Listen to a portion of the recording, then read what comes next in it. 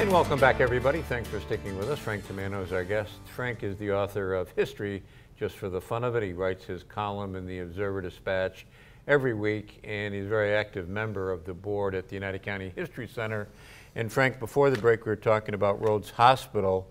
The buildings, there's some buildings that still remain from Rhodes Hospital, not in their current, well, one is in its current spot, but the others have been moved. Talk about that. Yeah, well, the chapel at Rhodes was moved across the street on Burstone Road, is now Lady of the Rosary Church. Yeah. I mean, it doesn't look like they put a new siding on and so on and so forth. They added to the sides too. Right, yeah. But it was the chapel, and behind that, there are two L-shaped buildings, and I think those were two of the wards. Yeah.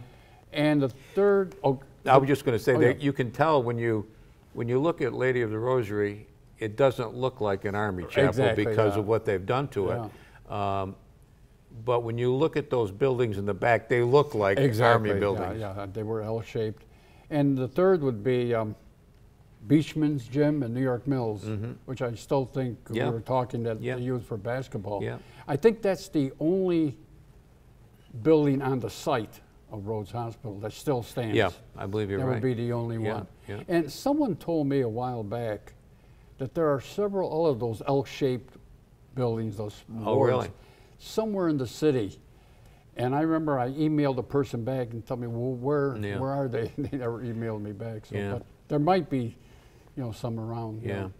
The hospitals that were after General Hospital, what came next, Frank? Well, let's see. General Hospital would be St. E's, St. Elizabeth Hospital. They got its start in an interesting way, St. Elizabeth Hospital. Yeah. It was the first private hospital in this area, really.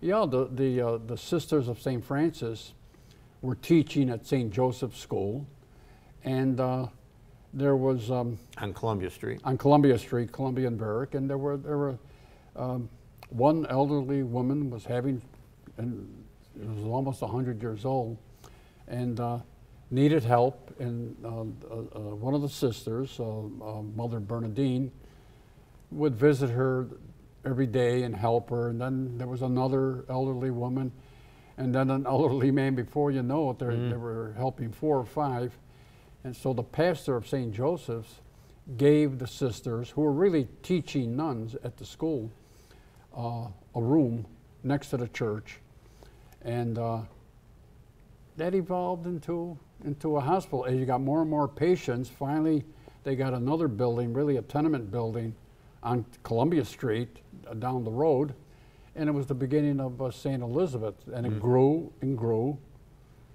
until about 1910, 1911. It had 42 beds, and they had hundreds of patients, no room for them. So that's when the Sisters of St. Francis, for $20,000, they bought 13 acres on Upper Genesee in the town of New Hartford at that time, just south of Prospect Street, and the beginning of St. Elizabeth Hospital. So it has an interesting beginning. And when you say it was the first private hospital, it was, I think what you mean, it was the first privately operated because it was open to the public, right, Frank? Oh, it was open to the, yeah, sure, it was open to the public, and all denominations, all races, so on and so forth.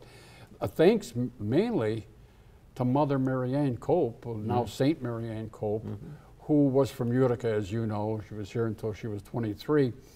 But when she was in Syracuse at the convent there, she became provincial supervisor of St. Joseph's Hospital in Syracuse and the new St. Elizabeth Hospital, and she approved the charter. And in that charter said, it would welcome patients, all races, colors, creeds, and so forth.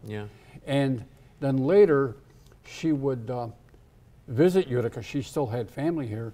She would visit Utica before she went to Hawaii, visit Utica often to keep, just to look around at St. Elizabeth, how it was progressing, And you talked about those nuns, those Franciscan nuns, and how they got things started, Frank. That's really how Mother Mary Ann, who was Barbara Cope, at the time, became introduced to that way of life, and because of her father, right? When he was sick. Well, yeah. Her father became ill, And Mother Bernadine, who was teaching at St. Joseph's School, would visit the Cope house every so often to care for the father. And you know, began talking to Barbara Cope, and Barbara Cope wanted to become a nun. But her family needed her, you know, and she was working in one of the mills across the street. And when the father died, the mother gave her permission. So she was 23 years old, but mainly because of the Mother Bernadine, who was really the founder of St. Elizabeth Hospital. And Mother Mary Ann started and went to the convent in Syracuse. Now she lived, Frank, do you know exactly where she lived? It was on Schuyler Street, yeah, right? on the west side of Schuyler between Columbia and Court. Right across from the Utica Club garage, but across the street at that time was one of the knitting mills. Some say she worked at Globe Woolen Mill, and others there was another mill, the Mohawk, a mill across the street, and I'm not sure, but she did work in one of the mills until she was 23.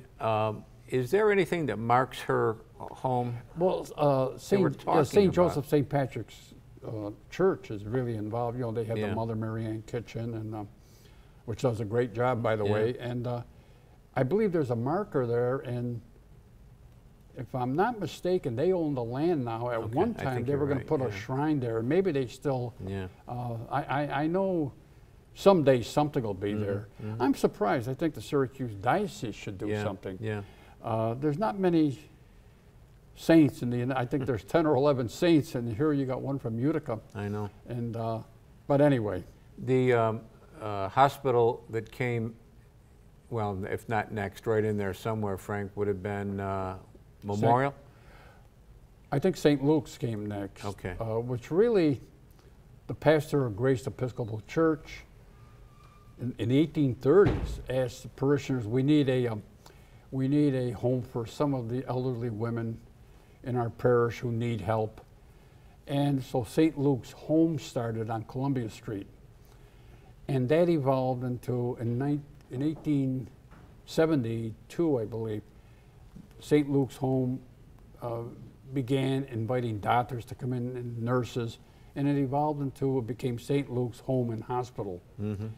And then in 1910, it was just like all the hospitals, before you began to grow, more patients needed more beds, so they had to build a new hospital. Rachel and Frederick Proctor bought land at 1506 Weisboro Street, bought the land, built St. Luke's Hospital, furnished it, equipped it, and gave it to the.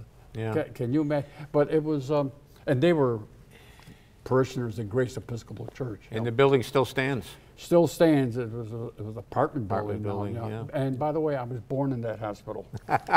Well, there's some reason for its significance. Frank Tomaino is our guest. The time always goes by fast when Frank is here. We got one more segment. Short break, right back.